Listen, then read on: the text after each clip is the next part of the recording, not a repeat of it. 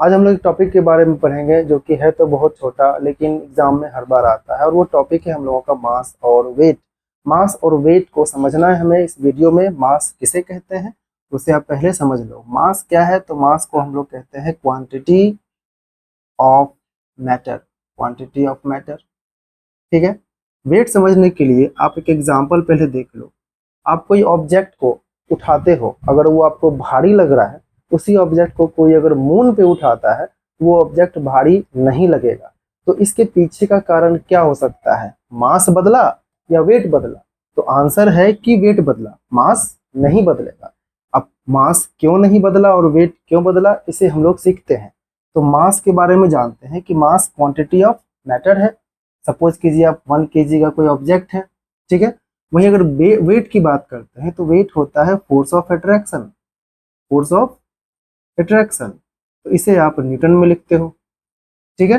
Wait जो है वो डिपेंड करता है मास पे, और एक चीज पे डिपेंड करता है जो है एक्सेलरेशन ड्यू टू ग्रेविटी। तो mass into acceleration due to gravity.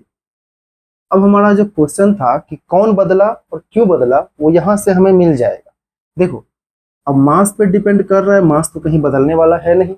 अगर आप अर्थ पे हो, चाहे मून पे हो, चाहे मार्स पे हो, कहीं पर भी जाओगे तो मास तो नहीं बदलेगा। अगर वो अर्थ पे 1 kg है, अर्थ पे 1 kg है, तो मून पे भी 1 kg रहेगा और मार्स पे भी 1 kg रहेगा। या फिर यूनिवर्स के किसी भी कोने में जाओगे तो मास का अमाउंट या जो मास रखे हो 1 kg, वो हमेशा सेम रहेगा। बदलेगा कौन? तो वेट बदलेगा। क्यों बदलेगा? क्योंकि जो एक्सेलरेशन ड्यू टू ग्रेविटी है, it means W equals to M into G, ठीक है। ये एक्सेलरेशन ड्यू टू ग्रेविटी ये हर जगह बदलता रहता है। जैसे कि अगर मैं अर्थ की बात करता हूँ तो अर्थ पे जी का वैल्यू होता है 9.8 मीटर पर सेकंड स्क्वायर। वहीं अगर मैं मून की बात करता हूँ तो जी का वैल्यू हो जाता है 1.6 मीटर पर सेकंड स्क्वायर, ठीक है। एक एग्जांपल लेते हैं। सपोज कीजिए मास है 50 kg, ठीक है। तो अर्थ पे इसका वेट कितना होगा? या मैं डायरेक्ट लिख देता हूँ WE। अर्थ पे कितना वेट होगा? तो वेट तो फॉर्मूला हम लोग जानते हैं 50, और जी का वैल्यू 9.8 लेते हैं तो अप्रोक्सीमेटली 490 न्यूटन हो जाता है, ठीक है।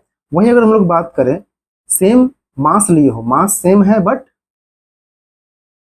मून पे लेके जा रहे हैं, तो मास सेम है और मून पे अगर लेके जाते हो तो मून पे कितना है? 1.6, ये आ जाता है आपका 80 न्यूटन। क्या बदला?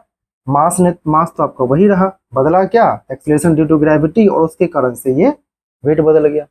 अब तो आपको समझ में आ गया कि कौन बदल रहा है और कौन नहीं बदल रहा है। तो बदलेगा कौन? वेट। और कौन नहीं बदलेगा? मास। क्यों नहीं बदलेगा? तो मास फिक्स है, क्वांटिटी ऑफ मैटर है, कहीं बदलता नहीं है। वेट जो है वो डिपेंडेंट है किस पे?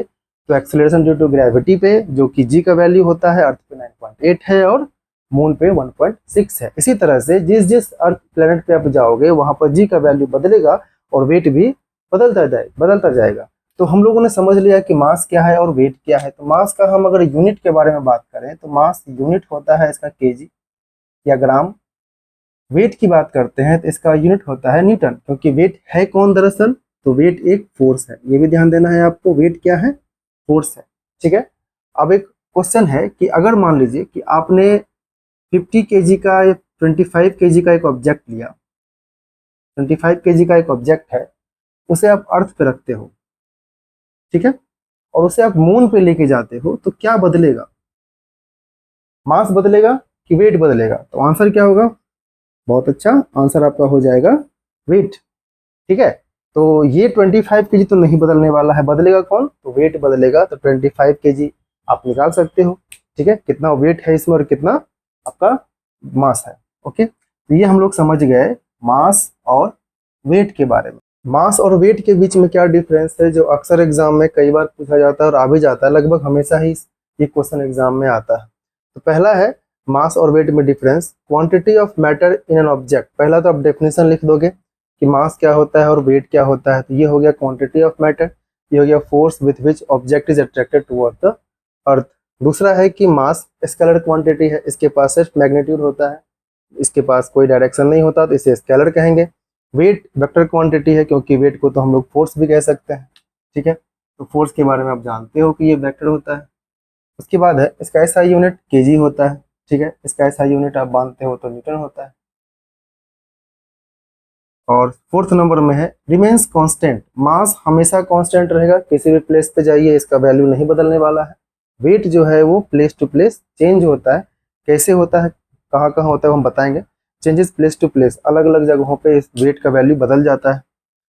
मास कभी भी जीरो नहीं हो सकता, कभी भी जीरो नहीं होगा, लेकिन हाँ वेट जो है जीरो हो जाता है कहाँ पे, जब अर्थ के सेंटर पे चले जाते हो तब। तो वहाँ पे अट्रैक्ट करने के लिए कोई होता नहीं है, कोई मास होता नहीं है, इसीलिए उसका वेट वहाँ पे जीरो हो जाता है। दूसरी बात है कि मेजर्ड बाय बीम बैलेंस, मास को मेजर करते हैं बीम बैलेंस से और वेट को मेजर करते हैं स्प्रिंग बैलेंस से। समझ में आ गया ना।